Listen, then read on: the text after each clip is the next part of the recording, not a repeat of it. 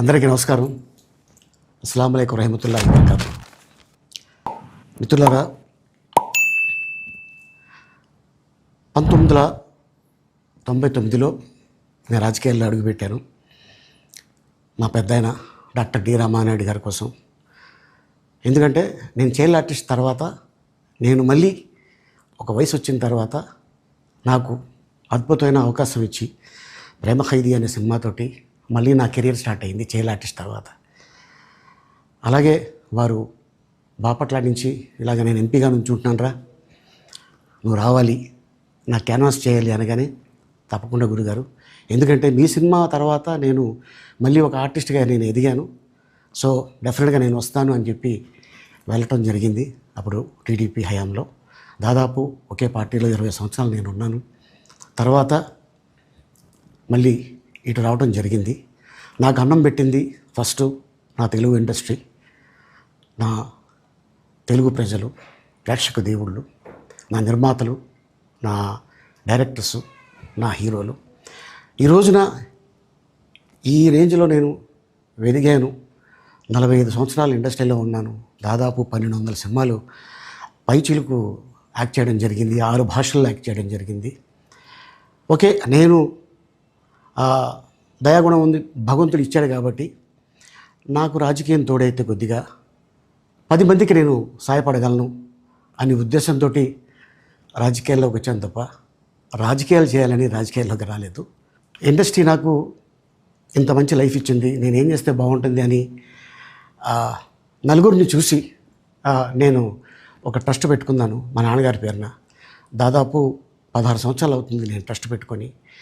ఏ రోజు కూడా, even though కోవిడ్లో కూడా ప్రతి నెల వాళ్ళకి 1000 రూపాయలు నేను సాయం చేసేవాడిని. కోవిడ్లో కూడా ఆపకుండా అలా కంటిన్యూగా సాయం చేస్తూనే ఉన్నాను. చాలామందిని నా కుటుంబంలో అవ్వచ్చు, బయట వాళ్ళు అవ్వచ్చు, చుట్టాల్లో అవ్వచ్చు, చాలామందికి చదివించాను నేను. అండ్ అలాగే మా తల్లిదండ్రులు నాకు ఇచ్చిన ఆ ఒక గుణం అది అందరితో పంచుకోవాలని చెప్పి ఉద్దేశంతో నేను ట్రస్ట్ కూడా పెట్టుకున్నాను.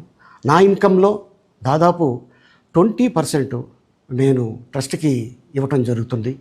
గతంలో కూడా చెప్పా, ఫారిన్ కంట్రీస్లో ఏదైనా ఈవెంట్స్ చేస్తే దాంట్లో నుంచి 60% ట్రస్ట్కి వెళ్ళి 40% నేను తీసుకునేవాడిని. సో ఇట్లాగా చాలా సేవలు చేసి ఉన్నాను కాబట్టి ఈ మాట కూడా నేను మీకు చెప్పుకుంటున్నాను.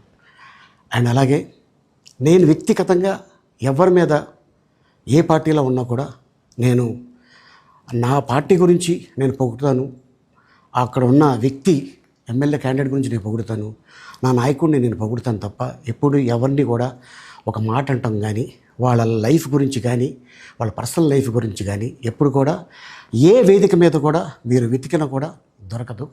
అండ్ అలాగే సో నేను ఈ రోజున మీ ముందుకి రావడానికి కారణం ఏంటంటే, నేను ఏ పార్టీ మనిషిని కాదు, ఏ పార్టీ సపోర్టర్ని కాదు, ఐఎమ్ జస్ట్ కామన్ మ్యాన్గానే ఉండి ఇక నా సినిమాలు, నా షూటింగ్లు నేను చేసుకుందామని చెప్పేసి అనుకుంటున్నాను. That's it. ఈ మాట చెప్పడానికే నేను మీ ముందుకు వచ్చాను. సో నేను ప్రతి 5 సంవత్సరాలకు ఒకసారి ఎలక్షన్లో మీరు వెళ్ళి ఎలా ఓటేస్తారో నేను కూడా ఒక కామన్ మ్యాన్గా వెళ్ళి ఓటు వేసేస్తాను. సో రాజకీయాలకి స్వస్తి, గుడ్ బై, థ్యాంక్ యూ. నేను ఇంత కష్టపడి పార్టీ పెడుతుంటే, ఉదాహరణకి నా స్నేహితుడైన అలీ ఉంటారు, అంటే రాజమండ్రి గుర్తొచ్చింది. అంటే అలీ గారు చాలా వేదన ఉంటుంది సమాజం మీద, పాపంకి సమాజం మీద చాలా వేదన ఆయనకి. బ్రదర్ నాకు ఏదైనా చేయాలందంటే సంతోషం కలిపేద్దాను అంటే ఆయన వచ్చి, ఆయన కమల్ అనే వాళ్ళ బ్రదర్, ఆయన సొంత తమ్ముడు మామగారు అనుకుంటా, కయ్యూమ్ అని వాళ్ళ బ్రదర్ ఉంటాడు, వాళ్ళ బ్రదర్ని పరిచయం చేశారు కమల్ అని. నేనేం చేశాను, ఆయనకి లాస్ట్లో నాకు ఆయనకి ఏదైనా నామినేట్ ఏదైనా ఉండంటే సరే చూస్తాను చేసుకుంటూ వెళ్తున్నారు. ఈ లోపల అలీ గారికి మరి ఏం మనసు మారిందో తెలీదు, ప్రామిస్ చేశారో ఎమ్మెల్యేగా అనుకున్నాం. వైసీపీ వాళ్ళు ఆయన పాపం వాడుకొని తిప్పుకొని మళ్ళీ ఏమైపోయాడో తెలీదు. నేనేమో అలీ గారి పరిచయం చేసిన వాళ్ళ బామర్దికి నేను నర్సాపురం అంటే నర్సరావుపేటకి ఎంపీ టికెట్ ఇస్తే ఆయన వెళ్ళి వైసీపీకి క్యాన్వాస్ చేస్తారు. ఇది దారుణం. నాకు అర్థం కూడా కాదు. మీరు పరిచయం చేసిన వ్యక్తికి మీ ఇంట్లో వాళ్ళకి మేము అండగా ఉండి నర్సరావుపేట ఎంపీగా ఆయన నిలబెడితే ఈ నెల వైసీపీకి చేస్తారు. నాకు అర్థం కాల. మీరు ఎందుకు ఇన్ని డ్రామాలు నాకు అర్థం అంటే నా భయాలు ఏంటంటే పవన్ కళ్యాణ్ గెలవడు, అందుకే ఎందుకు అనవసరం. జగన్మోహన్ రెడ్డి గెలుస్తాడు, అంతేనా స్నేహం, అంతేనా ఫ్రెండ్షిప్. అంటే నేను ఎందుకు ఎవరిని నమ్మను మీకు అర్థమైందా? మిమ్మల్ని ఎందుకు నమ్ముతానంటే